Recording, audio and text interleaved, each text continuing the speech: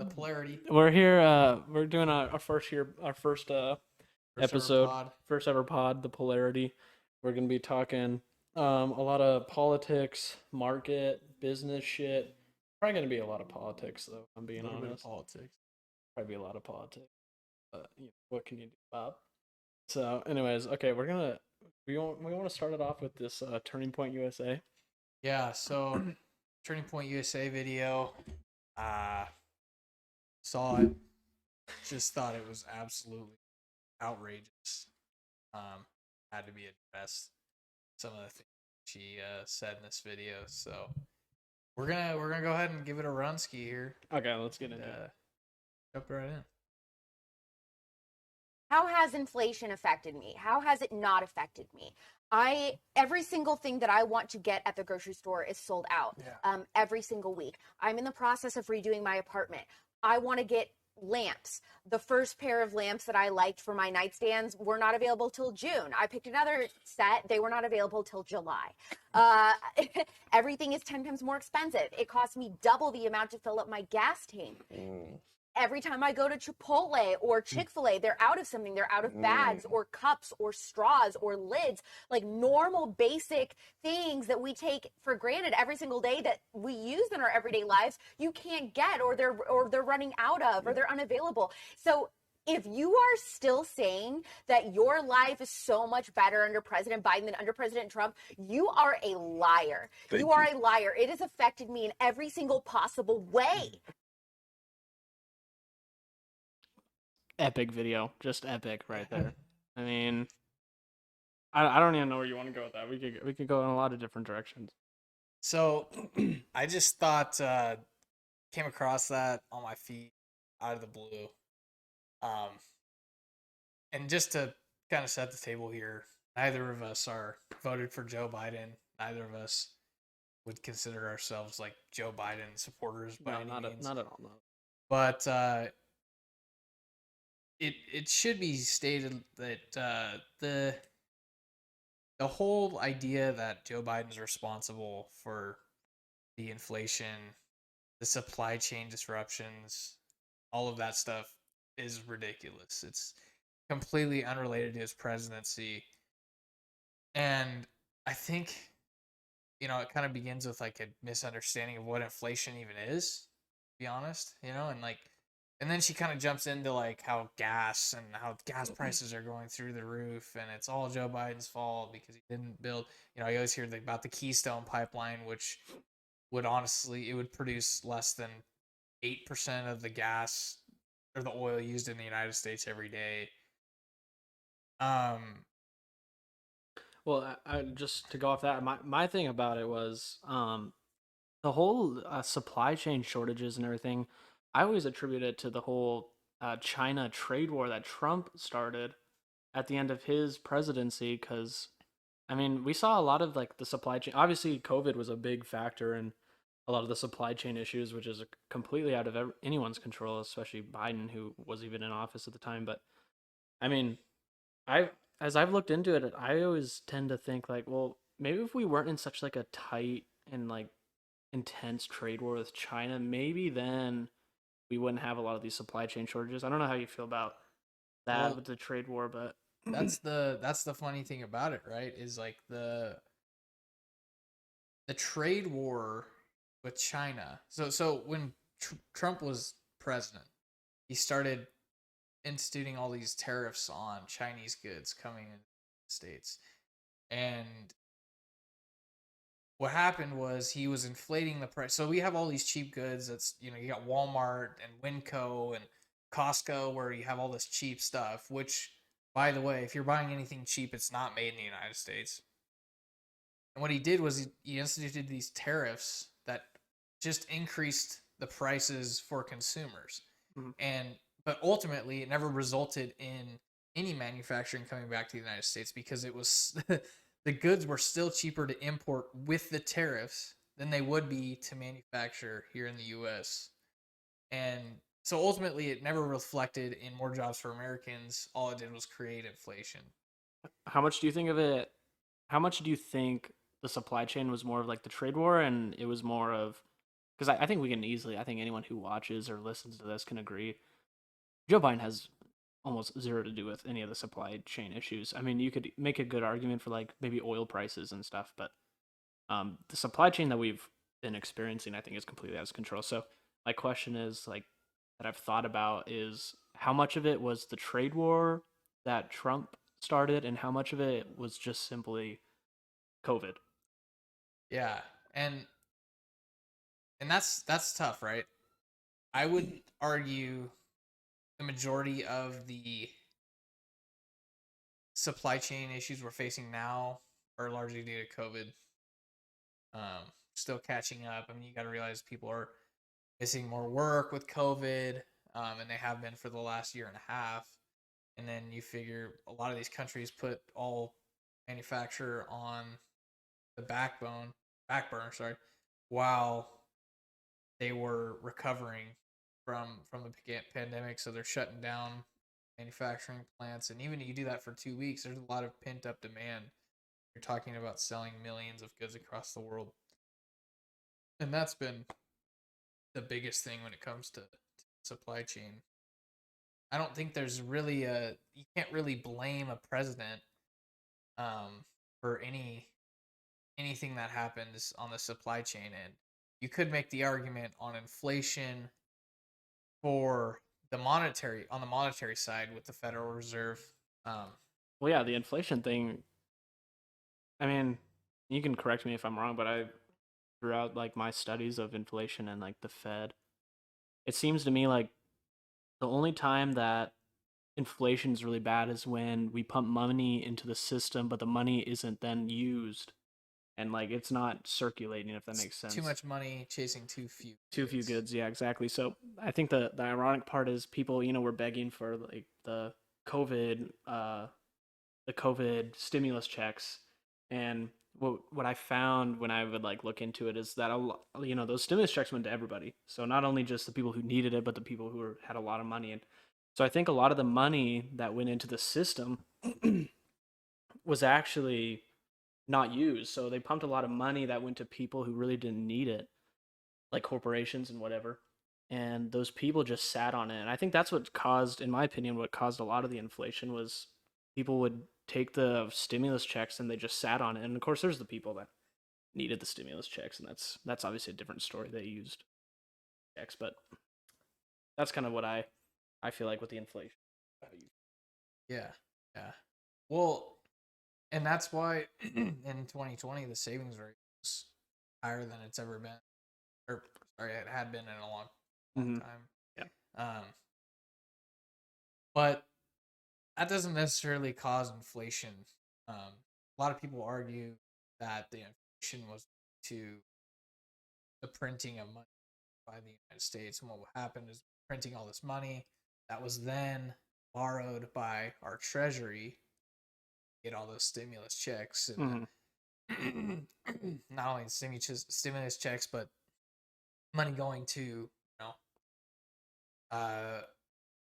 all of the airlines, the hospitality industry. So everything that received some sort of stimulus was provided that stimulus on borrowed money from the Federal Reserve, and that is part of the function of the Federal Reserve.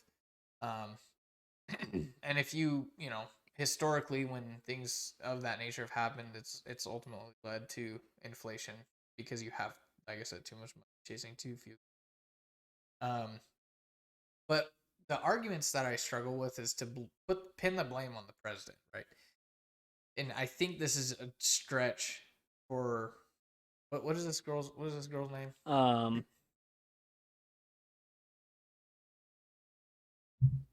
At real Alex Clark. Yeah, Alex Clark. I listen.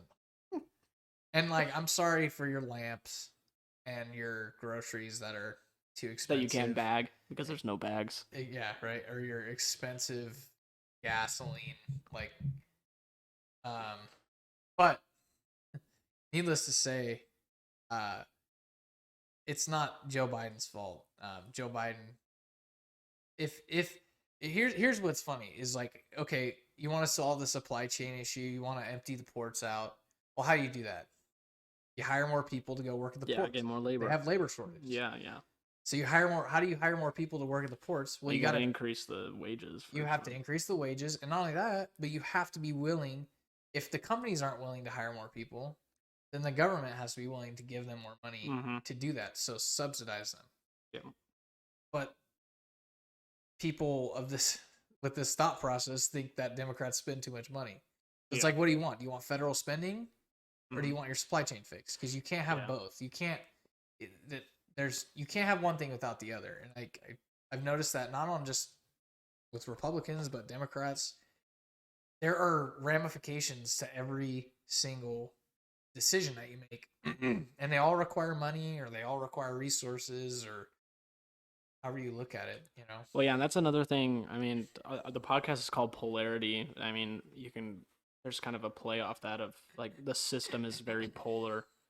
I think it's funny whenever I'm talking like my political economy and political science, all my economics classes, how you find out that conservatives, they're all about, spending less money, right? Like, oh, we need to spend less money. And then they spend tons of money on like military, and they're really open to spending money in that area. And then as soon as Democrats are in, they're like, oh, they're spending too much money. But going back to the businesses and labor, I actually thought that was like one of the more interesting things that I was thinking about was, when you go into restaurants now, they always have a labor shortage. And so like, it's kind of funny how, there's those super hardcore conservatives who fight for, the minimum wage needs to stay around 10, $15.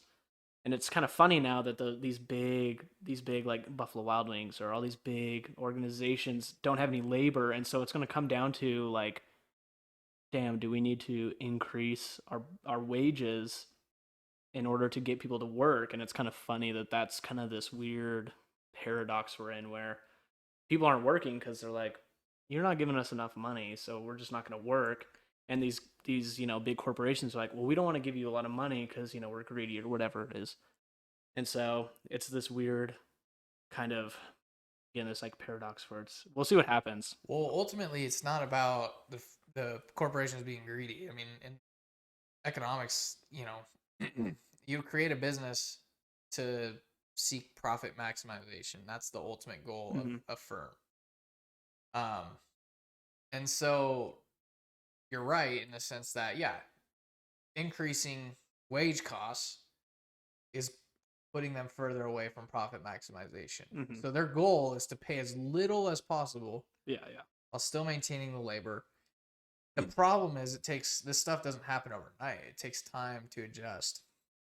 And ultimately, that's been the toughest part about inflation, is the fact that it's all built on expectations. So what happens is, if you're a firm, you saw last year you had to give everybody in your company, which I think last year the average wage inflation was like 4% and some change. So at 4%, the problem was over the last year, inflation was at 7.5%. So real wages actually declined. People actually lost purchasing power. Regardless, as the labor force believes inflation. So if the labor force is believing inflation is going to be 4%, that means that firms are anticipating having to give their workers 4% wage increases. And what does that mean? Well, they're going to build that. They're going to pass that on to consumers. So at least increasing prices by 4%. Now you combine that with supply chain issues and increasing cost of goods from a global standpoint, then you're looking at 7.5% inflation, which we've seen over the last year. I see. So, and that's where it's like, it's really difficult, because ultimately the Federal Reserve has to get people to trust them. And if people don't trust them, then they're going to expect inflation to be 4 or 5%. Because ultimately the goal of the Federal Reserve is to keep inflation between 2 and 2.5%. Historically, it's been between 2 and 3%. That's the ideal inflation rate. Yeah. The moment you have consumers or labor force expecting 4, 5, 6, 7% inflation. I was listening the other day to to a different podcast, and they were interviewing some people on the street, and they were saying like 10%, 12% inflation. Some of these people had insane. and if you're expecting that, and your employer comes to you with a 2% pay increase, what are you gonna do? Well, probably gonna start looking elsewhere. Yeah, and it's just cycles. So you multiply that on a scale of 340 million people that we have in the United States, and you get massive labor shortages and widespread inflation. that makes sense. What about like the increasing like prices though? Like, why do businesses keep increasing prices if they assume, okay, so let's say hypothetically, a business is assuming a 4% increase. Yeah. That means obviously reasonably they'd probably increase their prices like 4%, right? Just to account for the loss. Yeah. So then why is it like, why do you see some areas increasing their prices by more than 4%, 5%, 6%, 7%? Well, You know what I'm saying? Yeah, yeah. And I think part of that goes back to the profit maximization topic I talked about, and input costs, right? Like if your input costs are going up, because it's not just labor. So like, yeah, wages might have gone up 4%, but if your cost of goods went up 10%, you still got to account for that. And unfortunately, consumers bear all of that usually. So there's like you have to find, like, there's obviously a market equilibrium. Yeah. So if you would assume if wages increase 4% and you increase prices 4%, consumers will be willing to pay. Yeah, it'd be the same. Yeah. Consumers would still be willing to pay that price. So there's certain goods though that might be underpriced in the market. Maybe a pair of I don't know, a pair of Nikes were selling for $120 last year. They might be $140 now. But at the time, and that at the time their input costs were lower, their wage costs were lower, and then over the year, okay, we got to increase wages by $4, for our hourly employees, and then we also had an increase in input costs because rubber got more expensive, and so all of that together ultimately could add to like a 10% price increase. But you have to realize prices are not determined by the companies. Prices are determined by the market. So you can't, if you outprice yourself, if you overprice your product or your service, the market isn't going to buy it. And so as a firm, they have to figure out where that is. And, they have to, at the end of the day, if they're not selling stuff, they're not operating. Okay, so then tying it into like fuel and gas and stuff, and like things that people like need to buy and stuff. So how does because I've been trying to think, like, how does gas play in with all this? Because there's clearly been a huge increase in gas prices. Yeah. But I mean, personally, I know that wages have not increased at the same rate that like gas has increased, and gas is of course something that people need. Almost 40%. Yeah, so like stuff like that, is that just kind of like a geopolitical issue where it's like just foreign issues between us and other countries that needs to be figured out type of thing? Yeah, well, and that's that's a little different, obviously. It is. It's completely different, but it's not. It goes back to the basic economic principles, right? In that, if it's supply, it just goes back to the supply and demand model, right? If supply is constricted, which is not determined by the United States whatsoever, it's determined by OPEC, Mexico, Russia, countries that export oil at a large scale. They control the supply, specifically OPEC. OPEC has a stronghold on the supply of oil. So, and again, oil prices are built on expectations. So if if OPEC is saying, oh, we're going to constrict supply over the year, and demand in the United States is increasing like it is. You got to think jet fuel, vehicles, buses, cars, buses, you name it. All of these things require gasoline, and what's happening is as we're recovering from the pandemic, a lot of these things went on the backbone. Okay, well, people start returning to work, meaning people start flying again internationally. that still hasn't returned to nearly the level it was prior to the pandemic. Yeah, yeah. As international travel. Mm-hmm. And I think that in large part that's why people are losing their mind over this whole Russia issue. Yeah, I guess that can be our segue into Russia if we want to talk about Russia. Yeah, Russia, Ukraine, and not that I didn't want to get into it, but obviously like super unfortunate stuff going on there. Well, yeah, and there's of course, I mean, to keep it back on track, that's what you're getting at is Russia's what, like 10% of our oil or something? Not even. I saw a metric today. It was like 512,000 barrels of oil we get from Russia every day. But the United States uses 18.19 million barrels of oil every day. Oh, so it's like it's chunk, typical but media making something more than it is. Okay, so it won't. It might raise the price like 2 pennies, maybe 3 pennies. Well, it could have broader ramifications in the global marketplace. Oh yeah, for oil, for sure. Because that means there's more demand for OPEC oil, Mexico oil, Canadian oil. Yeah. So now these countries have to start, or these, OPEC's not a country, but these organizations have to start drilling more oil to fill that market. Because I wanted to say Russia drills, that might be something you could look up. I want to say it was something like 2 million barrels or 4 million barrels of oil every day, or 14 maybe, 14 million.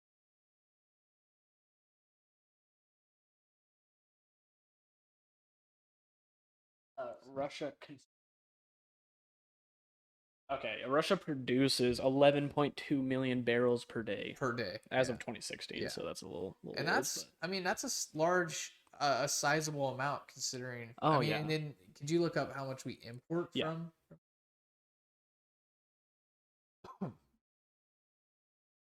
Or from Russia, or just from Russia? I know we import 11.2. 538,000 a day. Yeah. When you really think about it, that is such a small amount when we are importing 19 point, or what did I say? Maybe look that up just so we can see, just to show how much we import every day and just to show how small amount. 7 million per day. 7.236. Yep, that's a day. Where did I see 19? That was probably Is that how much we produce? No, imports. Really? That's from the U.S. Energy and Information Administration. Interesting. Well, I was misinformed, peeps. That's April 2020. So that actually might be a little lower since that was right when COVID hit, but I don't know. Yeah, that was April. Look up how much oil did the United States import in 2020.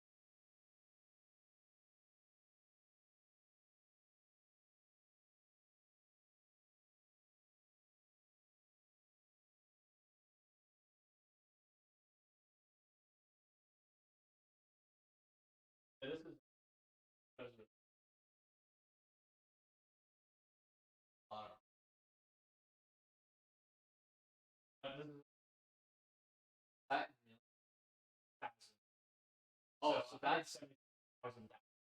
That's 177 million.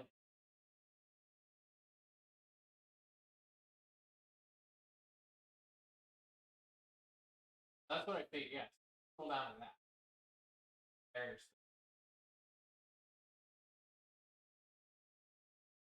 Okay, yeah. So Seven. All right. all right, we got it sorted So out. we'll do a cutscene. We'll do a cutscene. Cut. Okay. Okay. So we found this website. Tristan, why don't you go ahead and give him a scroll down on that and show him. So this is all in terms of thousands. And we can see There's the 2020 number by that's by month. Yeah. So I mean, you can add that up at home if you want, but that's gonna be a lot of oil. basically 18 million barrels a month. Yeah, something like that. So, I misspoke, but that's just imported oil. Yeah, so a lot of oil. Regardless, with Russia, so what we haven't done is we've been instituting all these sanctions on Russia. Yeah. And are you talking about right now with the whole Ukraine thing? Yeah. Okay, yeah. We've yeah. been instituting a lot of sanctions on Russia, which they've been preparing for years. They've been keeping large reserves of foreign currencies for a long time. The funny thing is, because of how important their oil is in the marketplace, we haven't placed any sanctions on oil. Mm-hmm. So we're still purchasing oil from them.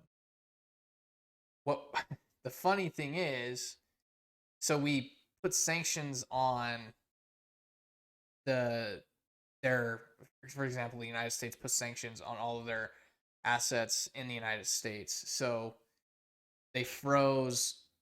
Essentially, Russia can't access any assets they have in the United States, whether that be currency, and they have a lot of money in our financial system.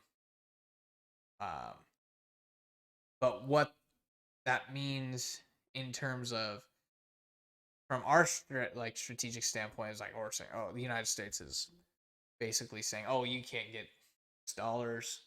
Same with Europe, you can't get euros. Yeah. But when people purchase oil from Russia, they're typically paid in Western dollars, so euros or U.S. dollars. So essentially, these assets are frozen in these countries, but they've got $600 billion in reserves, and they're still selling oil and receiving Western dollars for that. Yeah, that makes sense. Do you think it's going to have to come to the point where we're going to have to start sanctioning the oil? Because, I mean, again, or putting sanctions on the oil? Well, that would hurt American consumers a lot. Yeah, but... Yeah, that's fair. Mean, but I mean, again, right? didn't we've looked it up. It's still only, what, like 5% of our oil? It's a smaller percentage. But regardless, you got to think of it in terms of like a global,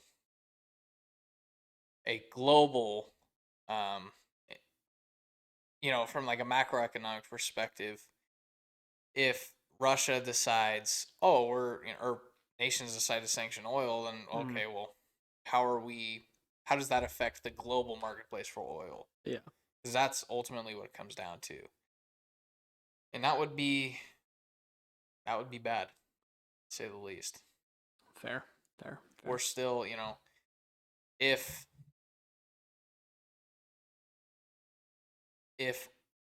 oil, I mean, right now, right, people think that gas is unbelievably expensive. And if you look at the price of crude, you pull that up. Sorry, run around, but the price of crude.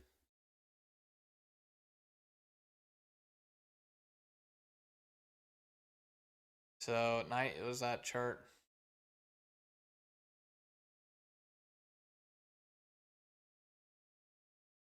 Yeah. So, that was.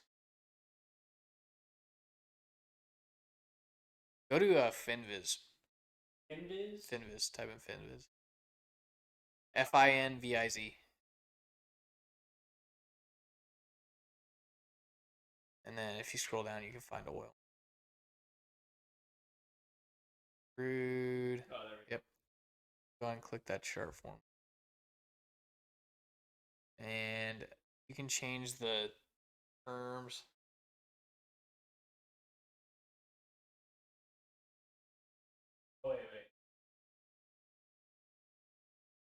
No, dude is long.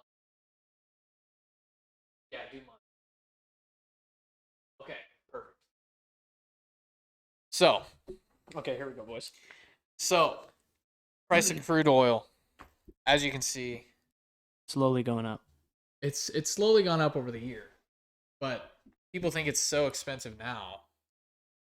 Look at the price that it was at in, was that 2014? Yeah, what is this? 2008. Oh, 2008, and then it crashes. But even like, okay, from what is that, end of 2010 to what? When does it decline sharply? So from 2010 to 2014, the price of crude oil was roughly the same as it is now. Yeah. And in terms of purchasing power, that was reflected at the pump. Consumers still had to pay. Yeah, so here's a question: was gas prices in those peaks during what was that 2000? It was 2008, 2014, Yeah, 11. So 2010 yeah, those points were the prices the same as they were now. It's all in relation to your purchasing power because inflation Yeah, still so exists, right? So it's like, yeah, was $2 in 2011 the same as $2 now? yeah, Now, it's a little obviously bit different. not. So, Yeah. but I mean, at the same time, if $2 was different then, wouldn't that mean the price now should actually be higher? Yeah, you're right. Not necessarily the price of oil, but the price of the pump. No, Gas. that's what I'm saying is Yeah. if we're looking at this right now, so it's actually like, which means that we're not even at the highest point, and it looks like from here that we haven't even come close to a lot of the highest points. So what I'm saying is, if it's $2, hypothetically, it's obviously not, but $2 now has the purchasing power of $2 right now. $2 now had the purchasing power back then, and it was obviously a little different. Yeah. So what I'm saying is, shouldn't it be a lot higher? Gas prices. Yeah, Yeah, gas prices. which is why they are. Yeah, so But you have to realize, like, it's not just like crude oil, right? mhm. Not, I shouldn't say completely unrelated to inflation in the United States, but inflation in the United States impacts everything. Mhm. My point is, crude oil costs now the same amount that it costs from 2010 to 2014 ish. Yeah, somewhere in there. So, So with what we're that still, being said, when you were going to the pump, you were still paying. You were paying that same price according to your purchasing power yeah, that you so are now. yeah, you might in 2011 to 2014 is that when it was kind of going up and down there. Basically, the price of gas was probably a little over $2, probably something Yeah, like that back then. I have But no idea. but of course the purchasing power of that was a lot different than now. So you might have been making 80,000 in 2011, 2012, but now you're making 160,000, and gas is now three something. So Yeah. with that being said, that makes sense. So You got accustomed to very cheap. yeah, gas I mean, we could go into a lot of things though about like prices because I mean, I don't know. We talked a lot about real estate back in the day, like buying a house and how crazy like houses are getting. But I mean, when we think about it, like, because I remember thinking back in 2012, 2013, obviously I was younger, but I remember thinking like, dang, making like six figures would be insane. Like $100,000, that's a lot of money. And now we think about $100,000 and we're like, that better be our base pay type thing, Well, it depends, depending on where you live too, right? Like, Oh yeah, but I mean, it's getting worse and worse. Like, I mean, $100,000 in 2011 in Meridian, where we're at, that was a lot of money. yeah. And now $100,000 here is like, you're probably on the streets with About, $100,000. yeah, not quite, but you're definitely not purchasing a very large home or anything. Yeah. But it gets back to that whole like real wage, the real wages here in the United States. Like people keep seeing these pay raises, and gosh, I just got a $10,000 pay raise or a $15,000 pay raise. Don't fall for it. because these firms are increasing prices at record rates.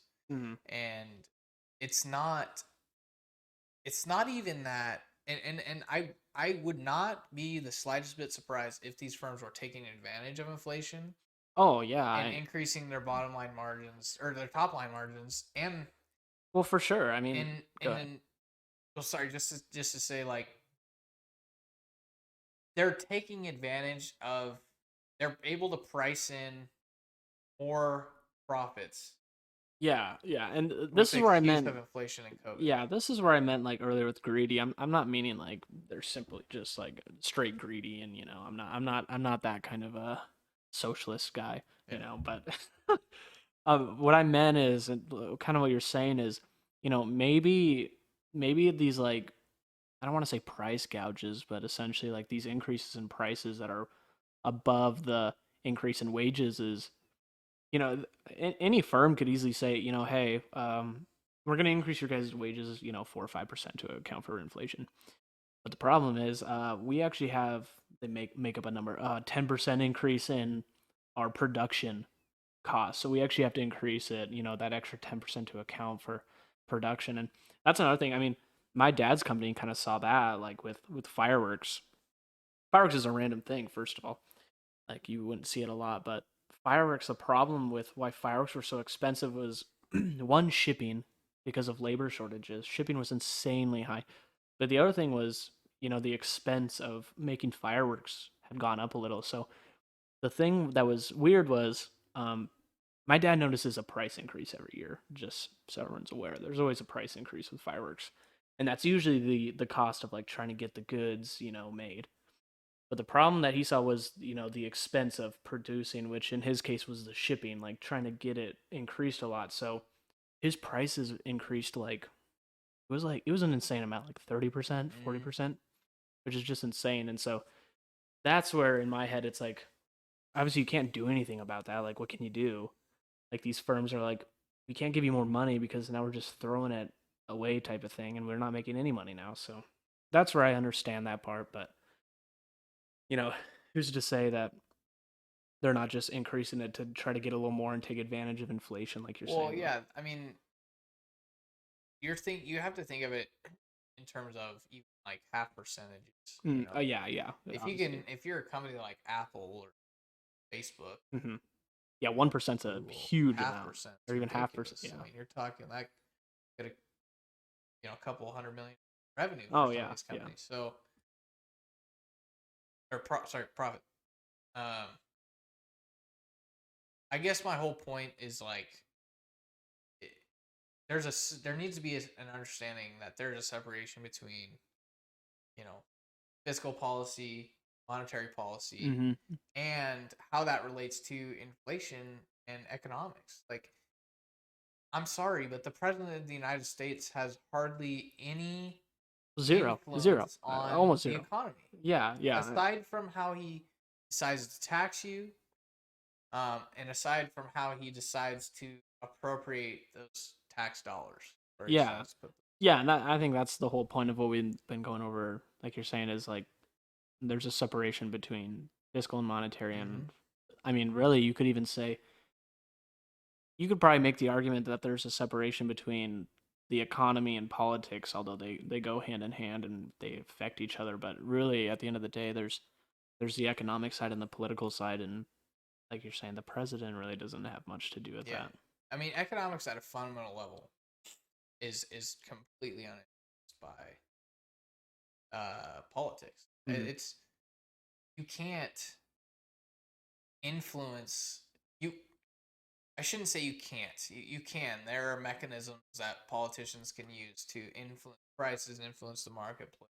Well, and then vice versa too. I Yeah, mean, big but firms can influence politics. I mean, we see that a yeah, lot with but like. in the long run, it all it all equals out. They all Mhm. cancel each other out in terms of how much profit companies are making, how they're selling their goods, supply chain. There are drastic measures that politicians can make, but ultimately, in the long run, they will equal each other out unless you're in a purely communist government, which has control over all the means of production and not only all means of production, but all business, all media, all of that, and globalization. Like, if a lot of these communist nations are relatively isolated in terms of their own economics. So yeah. So at the end of the day, don't blame Joe Biden for your lamps not getting to you within a week. Don't blame Joe. I mean, not that Joe's like the guy's losing his shit, but that's not to say. I don't think it's fair to say he's not pissing on your lamps. Yeah, anything. Right. Like he's not. He doesn't care about how you're. I mean, sorry, I shouldn't say. He cares. He cares, but he's not. But again, he has no way of changing these things. It comes down to a privatization. If you want a complete overreach of the government, in which the government controls all factors of production, then it'd be different. Maybe dictator Joe Biden can. Yeah, then Joe can sign a bill and be like, can we get these guys some lamps a little quicker? Let's get some lamps, but. That's just unfortunately not how the system works. Yeah. And that's really the funniest part about it is it's like the reason you're not getting your lamps so quick is because low key because of capitalism, because of these private institutions, which is funny. Capitalism is great, but you have to realize 100%. These firms aren't gonna just raise wages overnight. If you want to ensure that your lamps are gonna get here, you better expect to pay another $20 more because they're going to have to raise wages by $5 for their hourly workers. And then beyond that, that'd be another good, Well, that would be another good topic is, would it be, I don't know how long we've been going. We've probably been going a little too long, but, that'd be another good topic is, would it be worth it to pay a higher price to have an increase in wages, because that's bottom line what it's going to come down to, right? Depends. I kind of don't think so. I mean, I think wages should be increased. I'm on the side of wages should be increased, but I don't think people are going to get behind the higher prices because, I mean, okay, a good example is, so let's go back to Nike since we were talking about Nike. Let's look at Nike. Like, how does Nike produce their stuff? They use super cheap labor, and outside of the United States. Yeah, which is that's a whole nother. Yeah, that's a whole nother issue. We don't have to get into it, but the point I'm making is, so many people, maybe I'll say specifically on like the left side, are so in favor of like, oh, we need to, good morals. We need to like, look into like Nike and all these places who utilize cheap labor, and like in my head it's like, okay, well, if you look into that and you're like, okay, listen, Nike, you need to pay laborers the right amount. Nike's going to be like, screw you. We're going to have to up our prices by, another 20% because you guys want, fair labor. And so that's my point is people are they're so like stuck in like, yeah, but I want these cheap goods. Yeah. Even though they're, produced in a way that's, not the best. So anyways, I don't know if you have anything to say on that. Yeah. Well, it's like, you can cheap. It's like one of those things, right? Like, if you want cheaper goods, it's the greater of two evils, really, at the end of the day, right? Yeah. Right. Like, you can't expect. Like, if you want, and it goes back to what I said at the beginning of the podcast. Mm-hmm. Every single thing that you do has an opportunity cost. So you want cheaper. You want cheaper goods. Cheaper goods. It's going to require these companies to globalize and find cheaper, the cheapest labor, the cheapest way to manufacture their product. Yeah. You want, you don't want children building your iPhone. You're gonna have to pay $2,000, $3,000 for one. Yeah. And there's, these companies do increase their profit margins. They have so much pressure to increase their earnings every single quarter to return dividends to shareholders or to go through their share repurchase programs. And that's all unavoidable. Unless you're in a place where companies are not profit maximizing firms. And Mhm. that's just not how capitalism works. Yeah. That's just not how capitalism. And unfortunately, from if you're a believer in socialism, um, that has ultimately led to corruption and greed Hmm. anyway. Yeah. Because ultimately, these socialists, quote unquote, don't have your best interest at heart. Hmm. Socialism might work in like a very basic society where you're hunters and gatherers. Well, yeah, and the other thing is it just leads into, when the government controls, the means of production and everything, they control all the firms. There's no choice in how it's going to be produced and how much you're going to get paid. It's like the government's like, no, you're making this for this amount and you're going to sell it for this amount, and it's like, okay, well, what if it actually costs more to make this than what you're telling us? And I think that's the issue with socialism, really. And there's a lot of issues with socialism and capitalism too, but we can go into that There's another no time. perfect system. Yeah, no perfect system. We're not in I'm utopia. I'm on that boat. I'm on that boat with you. But I just think it's it's just important to keep in mind that if you want to fix inflation, if you want to fix all of you want to fix inflation, you want to fix our economic system, you want to fix corporation, quote unquote.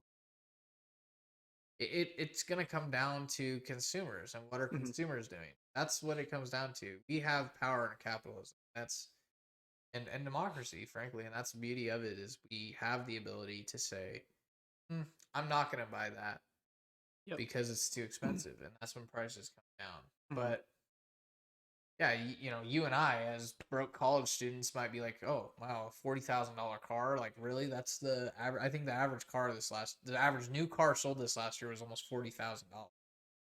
Yeah, that's high for college kids. Yeah. Sounds expensive, Yeah. but enough people are paying that, and that's what it comes down to.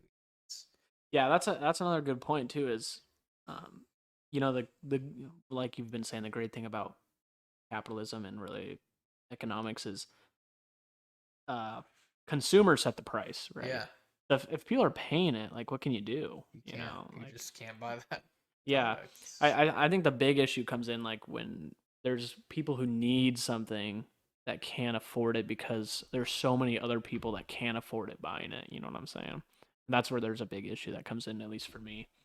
Yeah, And but that's another a topic lot of too, those so. goods are regulated too. Yeah, that's true. Energy, water, a lot of food are either subsidized Yeah, or there's price yeah, that's true. ceilings set on these companies Yeah, that's true. to ensure that they're can Yeah. All right, well good stuff. Don't blame Joe Biden. If you blame Joe Biden for economic issues, don't I just blame ain't gonna. We just ain't gonna talk to you. yeah, We'll talk to I you, get actually. it. I get it. I mean, Joe's old and annoying and lost his mind. Well, but I mean, this is the whole polarity thing. The whole political system. When there's a Democrat in office, the Republicans are gonna freak out when the price of gas goes up a penny, and when yeah, there's when there's it's a all his Republican fault. in office, we're gonna start crying when our the gas price go up another 2 pennies. Yeah, So another yeah. it's gonna just keep going up 2 pennies. Just the way it goes. So, all right. Well, I think we'll call it good there. We'll probably, I don't know what our topic will be next time we do this, but we'll probably figure something out. But that was a good topic.